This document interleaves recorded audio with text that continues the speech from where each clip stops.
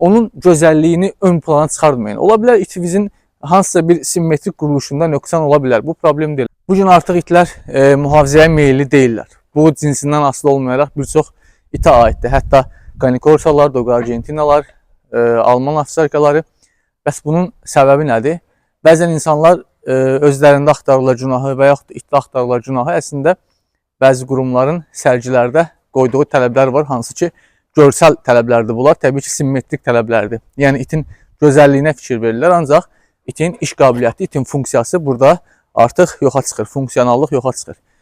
Və təbii ki it yetişdirənlər də istər-istəməz itə baxırlar ki gözəlliyinə uyğun olaraq gözəl balaları seleksiya edirlər və bu seleksiya nəticəsində qoruma instinktləri itlərin yoxa çıxmağa başlayır. Bu da insanların əli ilə təkamülü sürətləndirmək deməkdir. İnsan şuuru ilə olan təkamül həmişə normal təkamüldən 100.000 dəfələrlə daha sürətli belə deyə inkişaf eləyir, baş verməyə başlayır.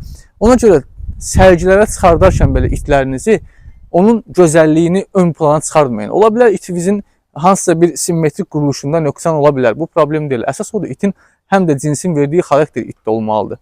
Yəni bir gözəl kanikorsa sahib olmaq, onun güclü kanikorsaya sahib olmaqdan heç də yaxşı deyil.